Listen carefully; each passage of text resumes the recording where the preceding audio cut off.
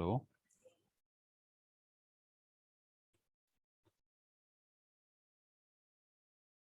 Hello class, आवाज आ रही है? M I Audible? क्लास, मेरी आवाज आ रही है सभी को?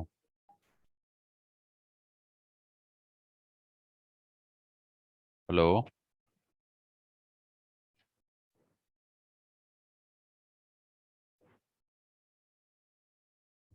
Class, am I Audible?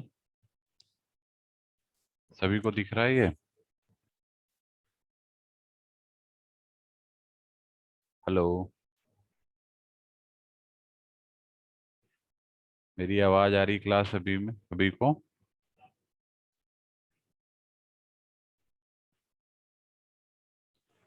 हम लोग last time Ampere's law discuss कर रहे थे, ठीक है? तो उसी को हम एम्पियर्स लॉ को ही कंटिन्यू करेंगे, ठीक है?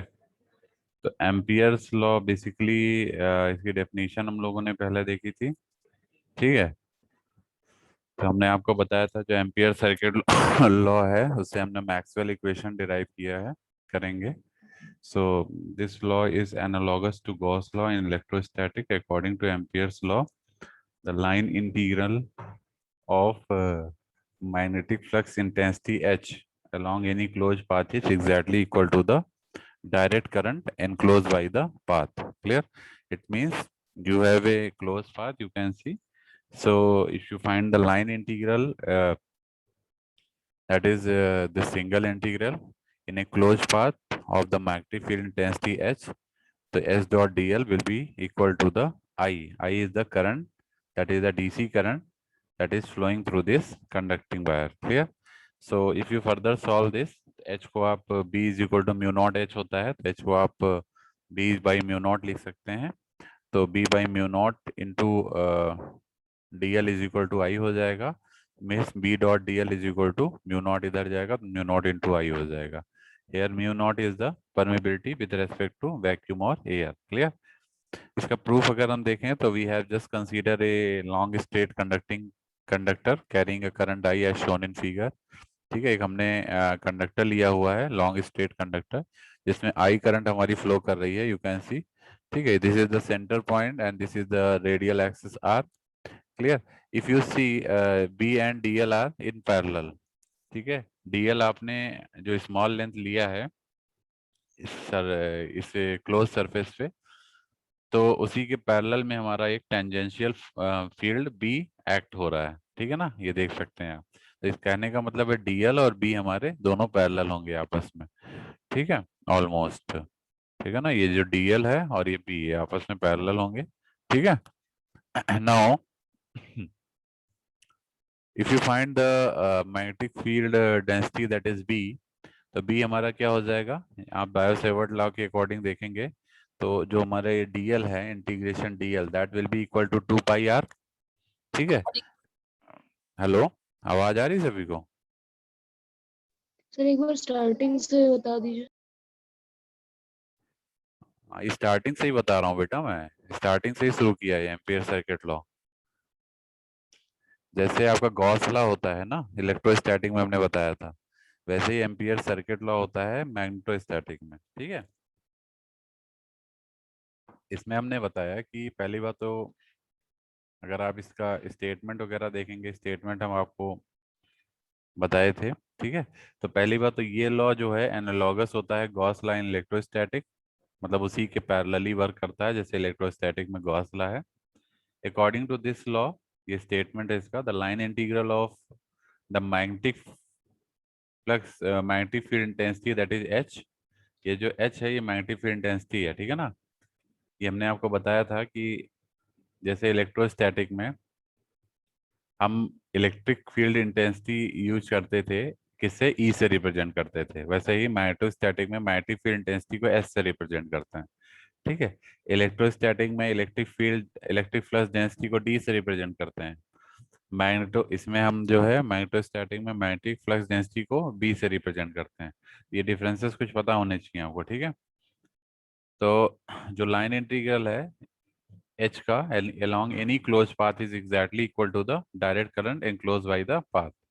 तो मैग्नेटिक फील्ड इंटेंसिटी अगर आप निकालेंगे इस क्लोज पाथ में अलोंग द लाइन वायर, ठीक है, तो आप देखेंगे कि जो line integral of magnetic field intensity H, ठीक है, dot DL, DL is the differential length, जो हमने एक स्मॉल लेंथ यहाँ पे लिया है क्योंकि आप इस पूरे वायर का एक बार में अगर आप इस पे फील्ड इंटेंसिटी निकालेंगे तो नहीं निकाल पाएंगे, तो इसलिए आपको क्या करना पड़ेगा, एक स्मॉल पोर्शन लेना पड़ेगा। तो we have just taken a small length DL, ठीक है, उसके लिए हम पहले कैलकुलेट करेंगे and then we will integrate line. Line integral क्यों कर रहे हैं, क्योंकि ये हमारा एक लाइन फॉर्म है, जो कंडक्टिंग वायर है it is a line conductor, ठीक है। तो लाइन इंटीग्रल लेंगे तो हमें पूरे लूप का जो है फील्ड इंटेंसिटी पता चल जाएगा, ठीक है ना। तो just we have taken the field intensity along this what dl, that will be equal to S dot D L. और कंप्लीट के लिए देखेंगे क्लोज पाथ बना रहा है तो that will be equal to line integral S dot D L. और ये किसके इक्वल होगा, जो इसमें डीसी करंट फ्लो कर रही होगी, that is equal to the static DC current I, ठीक है। तो ये एनक्लोज करंट है इनटू दिस सरफेस, तो basically I is what, enclose current, ठीक है। तो ये आपका हो गया integration, line integration S dot D L is equal to I enclose current I into the close loop, ठीक है। अब एच को हम लोग बी के फॉर्म में भी रिप्रेजेंट कर सकते हैं, you know that B is equal to mu not into H होता है, ठीक है। If you consider the free space और vacuum then we are taking mu not. अगर आपका कोई मीडियम है तो B is equal to mu H हो जाएगा, जहाँ पे म्यू एच की वैल्यू होती है mu not into mu R, ये याद ध्यान रखिएगा, ठीक है। तो चूंकि अभी हम स्पेस जो है फ्री स्पेस यूज कर रहे हैं इसलिए म्यू नॉट ही लेंगे, रिलेटिव परमेबिलिटी को हम कंसीडर नहीं करेंगे क्योंकि ये जीरो मान के चल रहे हैं, ठीक है ना। तो B is equal to mu not into H होता है, जिससे एच की वैल्यू आपको मिल जाएगी बी इज, हाँ, तो यहाँ पे एच की वैल्यू हो जाएगी बी बाई म्यू नॉट। तो हम इस एच को बी बाई म्यू नॉट से रिप्लेस कर सकते हैं और ये म्यू नॉट हमारा राइट हैंड साइड चला जाएगा, तो integration B dot D L is equal to mu not into I आ जाएगा, ठीक है। Where mu not is the permeability, clear. Now consider a long straight current conductor, इसका proof हम लोग करेंगे कि कैसे ये आया है। तो एक हमने long straight current carrying conductor लिया हुआ है, ये आप देख सकते हैं, ठीक है, जो भी हमने बताया भी था। इसके लिए अगर आप बी डॉट डी एल निकालते हैं, मतलब इंटीग्रेशन डीएल अगर आप निकालते हैं, ये जो हमारा डीएल है पूरा क्लोज लूप बना रहा है, एक छोटे छोटे डीएल आप कई सारे इस पे ले सकते हैं, that will form the close path, ठीक है। तो अगर आप उसका लाइन इंटीग्रल निकालते हैं, इंटीग्रल डी डीएल, तो किसके बराबर होगा, इसके सरकमफेरेंस के बराबर होगा। सरकमफेरेंस क्या होता है सर्कल का, 2 पाई आर होता है। Is it clear. तो integration line integration DL will be equal to what, 2 pi R. होगा कि नहीं होगा, होगा कि नहीं होगा बताइए। होगा। ठीक है, तो ये ऐसे देख सकते हैं, this is what I D L is equal to है आपका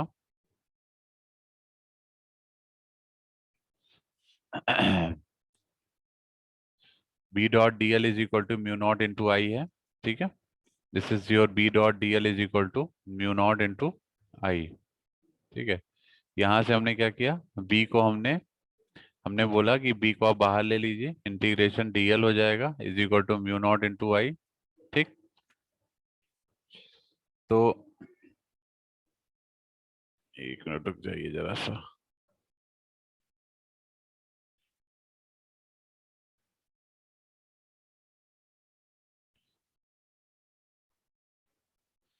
जरा सभी लोग अपने फेसेस ऑन करिए बेटा, turn on your videos, all the student please turn on your videos, just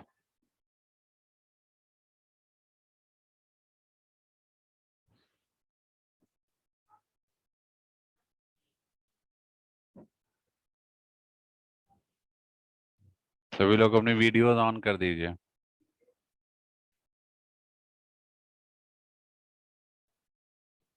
ठीक है, ओके,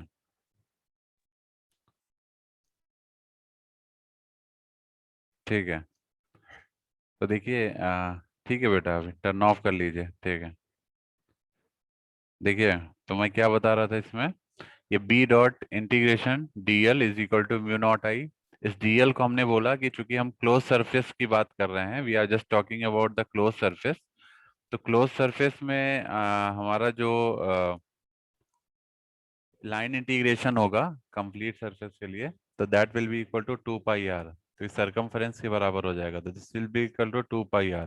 तो B into 2 pi R is equal to mu not I. तो कहने का मतलब बी की वैल्यू आ जाएगी क्या, what will be the value of B, B is equal to what, 1/2 pi R into mu not into I, यही लिखा हुआ है यहाँ पे देख सकते हैं, B is equal to mu not I by 2 pi R, यहाँ पे देख सकते हैं आप। ठीक है। जो मैग्नेटिक इंडक्शन या मैग्नेटिक फ्लक्स डेंसिटी, इसको हम दोनों को, बी को जो है मैग्नेटिक इंडक्शन भी बोलते हैं या मैग्नेटिक फ्लक्स डेंसिटी भी बोलते हैं। ठीक है, ये ध्यान रखिएगा।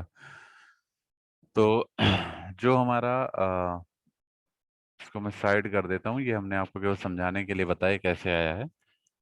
So magnetic induction B is tangent to the circle of radius R that is created centered on the conductor. ये सभी को पता है, ठीक है। So regarding B, 2 points should be remembered. 2 point आपको याद रखना होगा regarding B. पहला पॉइंट है कि जो मैग्नीट्यूड होगा B का, that will be constant at all points on the circle.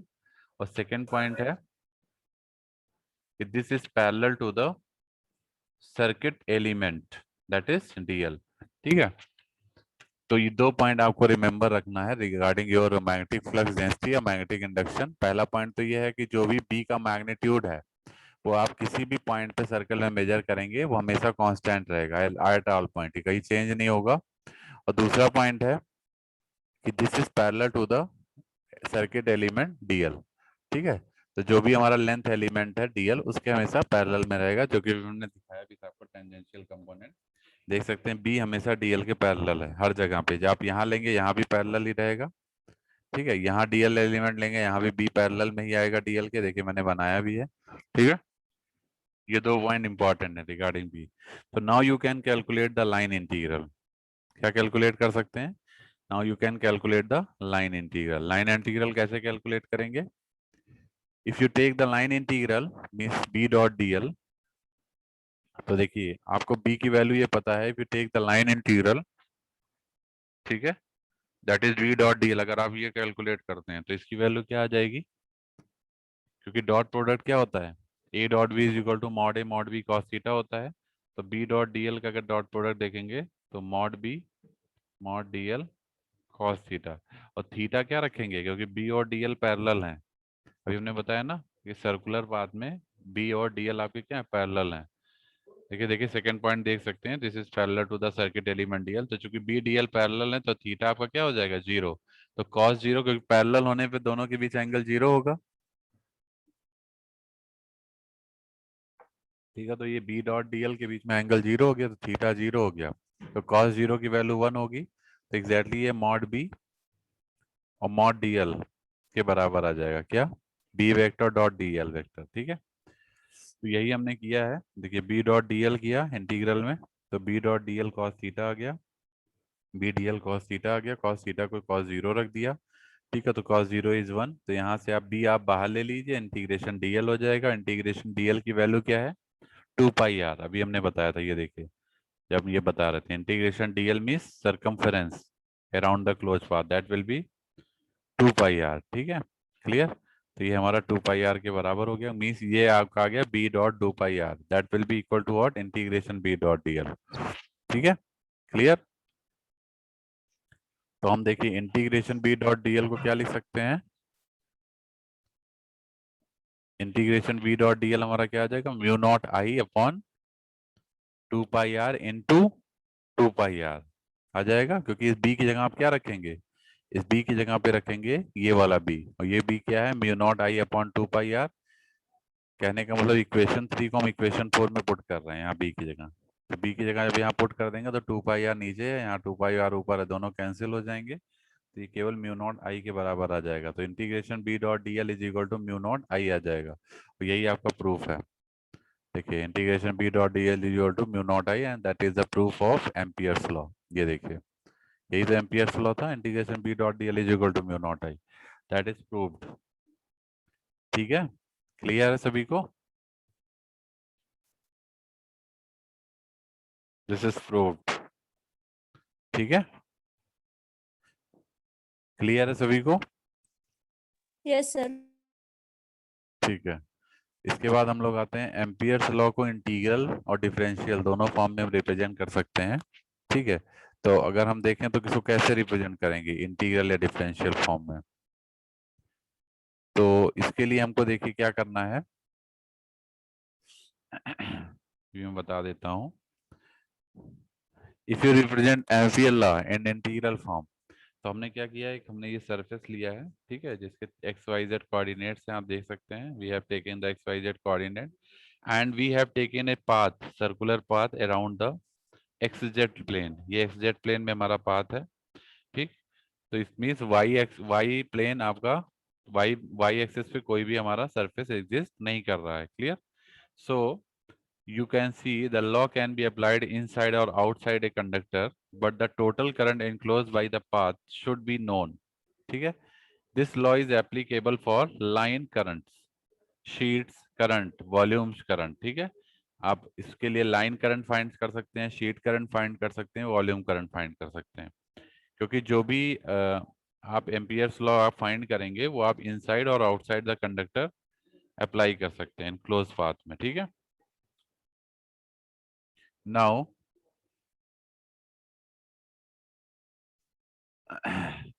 तो अगर हम इसको इंटीग्रल फॉर्म में रिप्रेजेंट करें, if you represent this in integral form, that will be equal to what, h dot dl is equal to surface integral, means ये line integral है, ये surface integral है। ठीक है, s dot dl is equal to surface integral j dot ds, that is equal to I। This is the Ampere's law in integral form. J is the current density, the current that is flowing into the circular path for the surface area ds।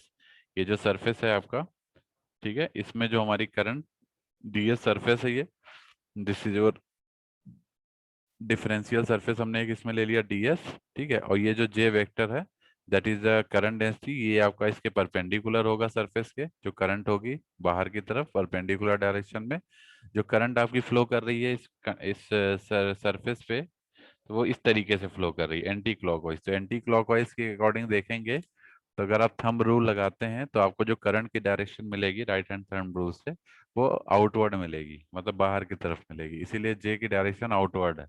ठीक है, इस surface से। तो अगर हम इसके लिए calculate करेंगे तो S dot D L means the current density, sorry, magnetic field intensity, h is s dot dl is equal to the surface integral j dot ds, and this will be equal to the I। I is the, I क्या है, enclosed current है, क्योंकि J is equal to I by A होता है, ये सभी को पता है। ठीक है, J is equal to क्या होता है, I by A। J is equal to चूंकि I by A होता है, एक A is the surface, जिसको हम ds ले लेते हैं, तो यहाँ से I मिल जाएगा J dot ds। क्या मिल जाएगा, J dot ds, इसीलिए हमारा ये लिखा हुआ है, देखिए I is equal to J dot ds। ठीक है, इंटीग्रल फॉर्म में। क्लियर? ठीक है, तो line integral of the magnetic field intensity is equal to the surface integral of J current density J, and that will all equal to the enclosed current I। This is the Ampere's law integral form। अब differential form में देखेंगे, differential form के लिए हमने क्या किया है, we have consider a volume current distribution,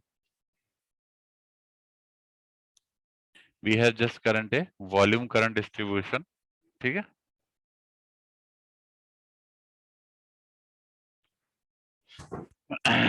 we have just considered a volume current distribution, if you see। okay,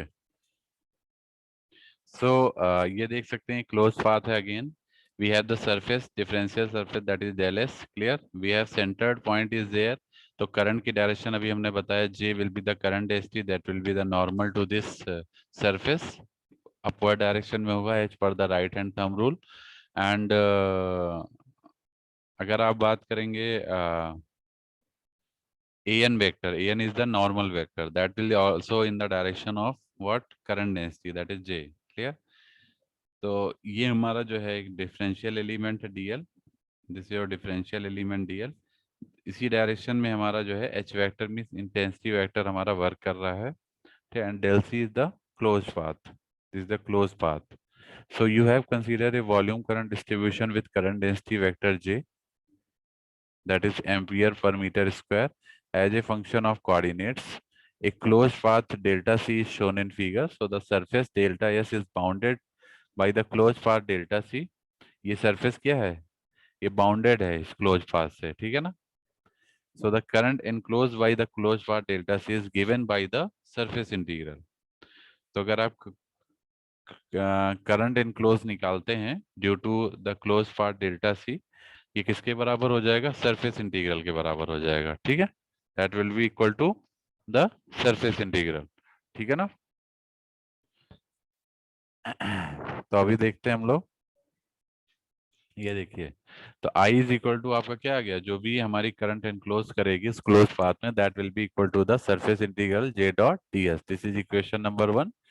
now you use the Ampere's law. Ampere's law भी हमने पीछे देखा था लाइन इंटीग्रल के फॉर्म में. That is equal to what? The S dot DL. ये देखिए, ये अभी हमने देखा था ना, S dot DL is equal to integration J dot DS is equal to I. तो यही हमने यहाँ रख दिया. According to Ampere's law, line integration of magnetic field intensity S dot DL is equal to surface integral of current density J dot DS, ठीक है? अब हम यहाँ क्या करेंगे? इस पूरे इक्वेशन को हम डेल्टा एस से डिवाइड करेंगे और लिमिट लगाएंगे डेल्टा एस टेंस टू 0. तो इसको हमने डेल्टा एस से डिवाइड कर दिया दोनों साइड इस इक्वेशन को. तो आप देख सकते हैं इस तरह से हमारे पास आ जाएगा, ठीक है? Now you can see this as per the limit delta s tends to 0, and if you can find j dot ds, this will give you what? This will give you j dot an dot del s. क्यों आएगा ऐसा? क्योंकि आप देख सकते हैं जो unit vector है वो इसी डायरेक्शन में, ठीक है? तो j dot A N dot del S, this will give you what? The j dot D S value, ठीक है? सो यहाँ पे आपको ये मिल गया, और अपॉन में आपका डेल एस सही है, तो डेल एस से डी एस कैंसिल हो जाएगा. D S and del S are almost same. तो आपको यहाँ पे मिल जाएगा J dot A N cap, और ये हमारी वैल्यू मॉड फॉर्म में आप लिखेंगे तो जे के बराबर हो जाएगी, ठीक है? ए एन हमारा यूनिट वेक्टर है जो डायरेक्शन केवल बताता है. तो अगर आप मैग्नीट्यूड फॉर्म में लिखेंगे तो this will be 1.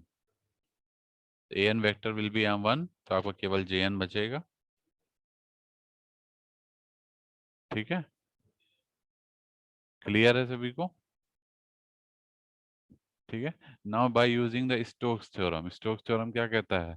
Stokes theorem कहता है कि जो लाइन इंटीग्रल है that is converted into the surface integral. Your line integral कहने का मतलब स्टोक्स थ्योरम क्या कहता है कि जैसे मान लीजिए एक वेक्टर आपके पास h है, ये देखिए आप, एक वेक्टर h है, तो उसका जो लाइन इंटीग्रल होगा that is s dot dl, that will be equal to the surface integral of curl of that vector dot ds, ठीक है?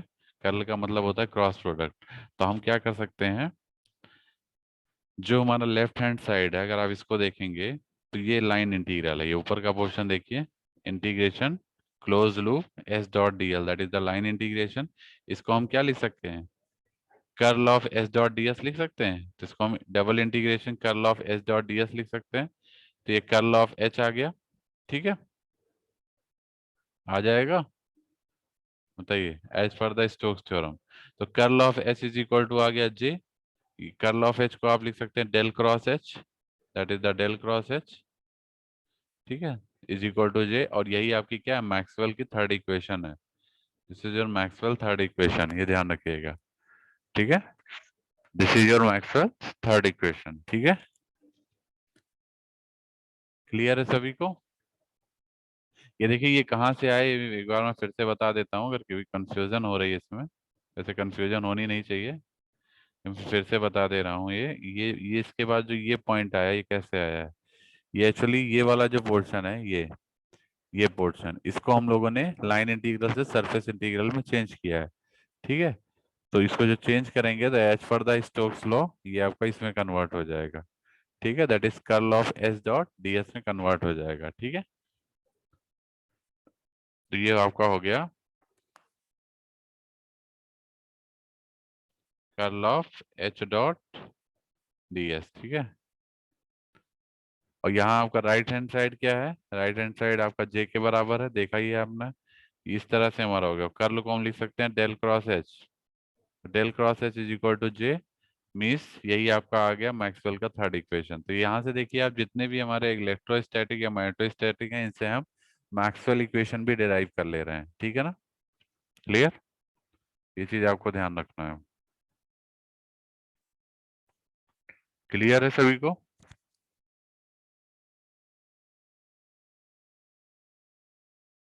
हेलो,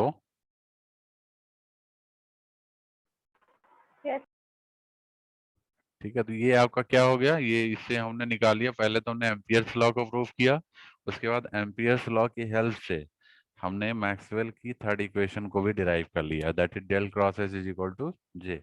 ठीक है, हम लोग आगे बढ़ते हैं इसमें। अब इसके कुछ एप्लीकेशंस हैं एम्पियर लॉ के, वो भी देख लेते हैं। पहला एप्लीकेशन क्या है, मतलब इसका एप्लीकेशन का मतलब होता है कि एम्पियर्स लॉ को आप कहाँ कहाँ यूटिलाइज कर सकते हो।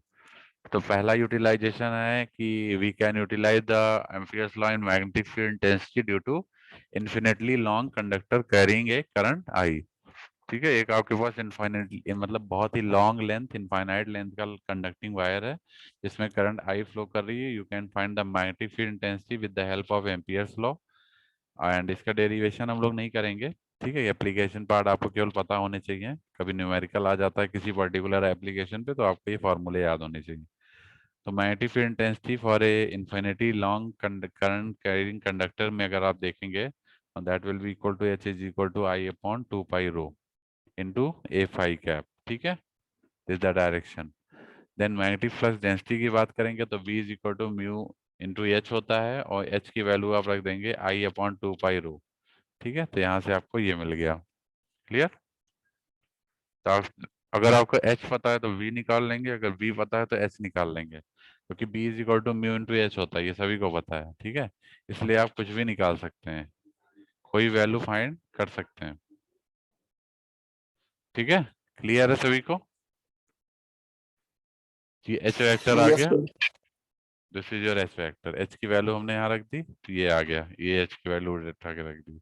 ठीक है, इसकी यूनिट टेस्ला होती है, ध्यान रखिएगा। जो मैग्नेटिक फ्लक्स डेंसिटी होता है इसकी यूनिट टेस्ला होती है। ठीक है,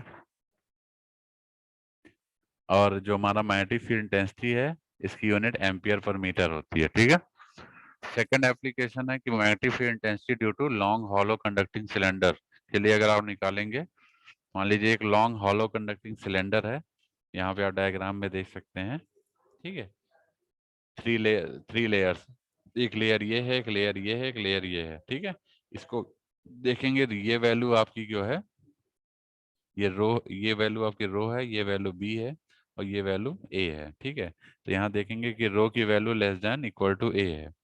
रो छोटा है ए से, ये देख सकते हैं आप, rho is this and this is smaller than A.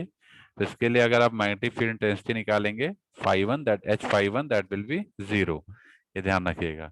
तो magnetic field intensity due to long hollow conductive cylinder using Ampere's law is 0 for rho is less than equal to A. अब दूसरा केस है कि अगर हमारा रो ए से B के बीच में लाई करता है, यहाँ देख सकते हैं ये रो है जो कि लाई कर रहा है इस स्मॉल ए और इस पूरे लार्ज बी के बीच में लाई कर रहा है। ठीक है, तो इस केस में अगर देखेंगे तो आपका जो मैग्नेटिक फील्ड इंटेंसिटी आएगा H phi2 that will be I by 2 pi rho, bracket में rho square minus A square upon upon what, B square minus A square. ठीक है, that is what magnetic field intensity if your rho is lies between A and B as per the diagram. Third application है, अगर आपका rho greater than equal to B होता है तो उस case में जो H phi3 होगा that will be I upon 2 pi rho होगा। इसका डायग्राम ये है। ठीक है, यहाँ देख सकते हैं रो आपका बड़ा है बी से, बी आपका यहाँ तक आ रहा है, रो आपका पूरा आउटर सरफेस तक है। ठीक है, तो ये तीनों फार्मूले हैं। तो इस पे अगर मान लीजिए कभी न्यूमेरिकल आता है तो आप लोग को डायरेक्टली फार्मूला लगा के सॉल्व कर लेना है फॉर पर्टिकुलर केस। ठीक है, यूजिंग एम्पियर्स लॉ। इसके बाद आपको magnetic field intensity due to uniform sheet of surface current density के लिए अगर निकालना है तो देखिए ये आपकी यूनिफॉर्म शीट है इन एक्स वाई प्लेन। ठीक है, इसमें करंट आपकी पास हो रही है इन पॉजिटिव वाई डायरेक्शन में करंट पास हो रही है, देख सकते हैं आप डायग्राम में। ये आपकी कंडक्टिंग शीट है, इसकी विड्थ हमारी एल है। तो इस केस में अगर हम करंट डेंसिटी इस केस में अगर हम मैग्नेटिक फील्ड इंटेंसिटी एच निकालेंगे तो हमें मिलेगा 1/2 इंटू के इंटू ए एन कैप। यहाँ पे के क्या है, के इज द करंट डेंसिटी। ठीक है, ये कहाँ प्लेस्ड है, Z is equal to zero plane में प्लेस्ड है। ये आपका Z is equal to zero plane है, यहीं पे आपकी ये करंट डेंसिटी प्लेस्ड है। ठीक है, क्लियर है सभी को?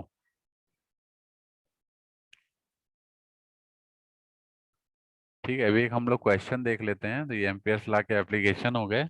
Now we have a question, question भी हम लोग देख लेते हैं। Find a magnetic, if you see the question, question सभी को दिख रहा है ये? Yes, sir. Find the magnetic field at a distance r from a long straight wire carrying a steady current using Ampere's law। ये कैसे निकालेंगे? We have a long current carrying conductor, ये देख सकते हैं सर्कुलर बात है। ठीक है, इसमें this is the radius r, ठीक है, radial axis r from the centre, और इसमें जो करंट फ्लो कर रही है इस सर्कुलर पाथ में, that is I, that is the static current. ठीक है, this is the static current. ठीक है, क्लियर है?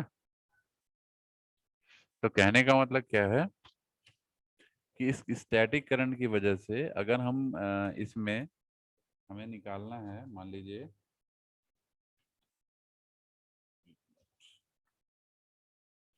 ओके, स्टैटिक करंट की वजह से अगर हमको इसमें मैग्नेटिक फील्ड इंटेंसिटी या मैग्नेटिक फील्ड निकालना है, मैग्नेटिक फ्लक्स डेंसिटी बी निकालना है, तो हम कैसे निकाल सकते हैं? तो यूजिंग द एम्पियर्स लॉ हम फाइंड करेंगे। एम्पियर्स लॉ क्या कहता है? Line integral B dot D L is equal to mu not I. ठीक है, अब आपको पता है चूंकि ये सरकमफेरेंस आपका जो आपका इंटीग्रेशन डीएल होगा पूरे इस क्लोज पाथ में, वो क्या होगा, सरकमफेरेंस के बराबर होगा। ठीक है, हमने एक छोटा सा लेंथ डीएल लिया है, यहाँ पे एक छोटा एलिमेंट डीएल लिया, ठीक है, लेकिन अगर आपको कंप्लीट लेंथ के लिए निकालना है तो आपको इंटीग्रेट करना पड़ेगा। तो इंटीग्रेशन डीएल करना पड़ेगा फॉर कंप्लीट सर्कुलर लेंथ। तो कहने का मतलब मेरा क्या है कि अगर आप कंप्लीट लेंथ के लिए निकालते हैं तो पहली बात तो आपको ये देखना पड़ेगा कि कंप्लीट लेंथ में हमें जो हमारी सर्कुलर रेडियस है, सर्कुलर है ना ये सरकमफेरेंस आपका, तो ये जो इंटीग्रेशन डीएल होगा ये डायरेक्टली 2πr के बराबर हो जाएगा, that is the circumference. Clear? तो इसको हमने सीधे लिख दिया, बी को बाहर किया, इंटीग्रेशन डीएल को लिख दिया 2πr। ठीक है, तो ये हो गया बी डॉट 2πr। ये किसके बराबर है? म्यू नॉट आई के बराबर है। ये देखिए इसकी वैल्यू आ गई, ये आ गया, ये B dot 2πr that is equal to mu not I. तो अब आप इसको बी इज इक्वल टू लिख सकते हैं mu naught I by 2πr। ठीक है, that is your answer. Clear? अब इसमें एक चीज ध्यान रखिएगा कि जो H है, अगर आप मैग्नेटिक फील्ड इंटेंसिटी भी निकालना चाहते हैं तो वो भी निकाल सकते हैं, क्योंकि B is equal to mu naught H होता है। तो यहाँ से H की वैल्यू आ जाएगी B बाई म्यू नॉट। तो ये जो है B को म्यू नॉट से डिवाइड कर देंगे तो H की वैल्यू भी आप निकाल सकते हैं, that will B I by 2πr। ठीक है, क्लियर है सभी को? एम्पियर्स लॉ में किसी को कोई डाउट? हम और भी न्यूमेरिकल करा देंगे आपके ट्यूट में।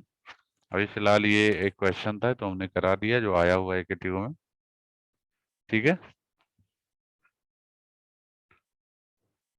इसमें क्वेश्चन में देखिए एक लाइन दी हुई है, the long straight wire carrying a study current. Study current का मतलब था फिक्स करंट।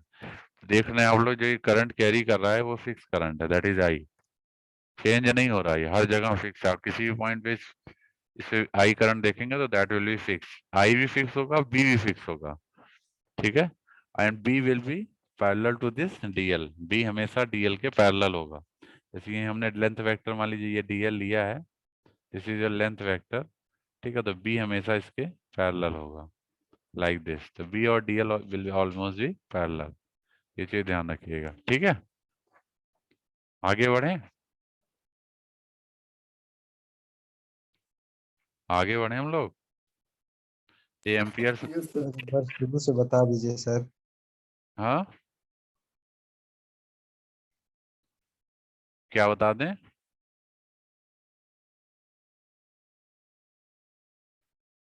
हेलो, किसी ने कुछ पूछा था मुझसे, कौन है बेटा?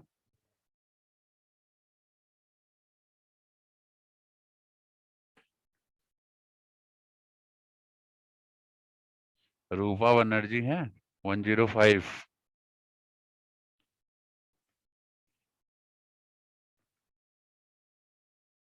रूपा बनर्जी,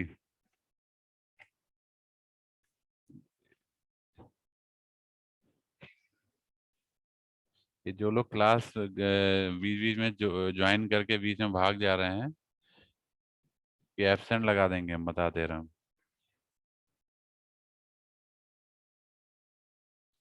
क्या? तो अब इसके आगे हम लोग ये एम्पियर्स लॉ आपका ओवर हो गया। अब इसमें हम जो नेक्स्ट टॉपिक है शेयर कर रहे हैं आप लोग को, देखिएगा।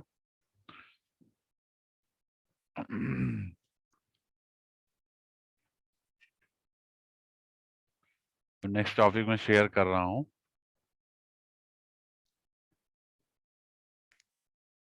आप लोग का भी एक सरप्राइज भी होगा, ठीक है? Subjective not objective. सभी लोग ध्यान से सुन लीजिए। I will share you the surprise at around 1:10। 1:10 पे PM पे हम एक सरप्राइज आप लोग को शेयर करेंगे फॉर ए 15 मिनट, ठीक है, ड्यूरेशन। तो उसको आप लोग को, सर हाँ, शुरू से पढ़ा दीजिए। शुरू से कौन बोल रहा है बेटा ये?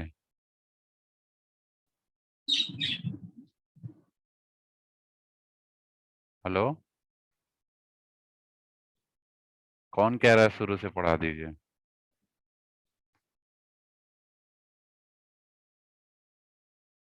बताइए।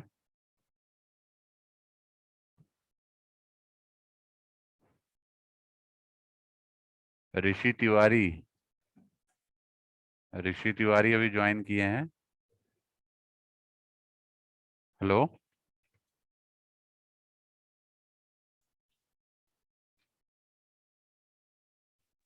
सर वो नंबर 124 वाला बोल रहा है, वो 124 नहीं है, 124 शायद श्रेयांश है। एक मिनट बेटा, एक मिनट।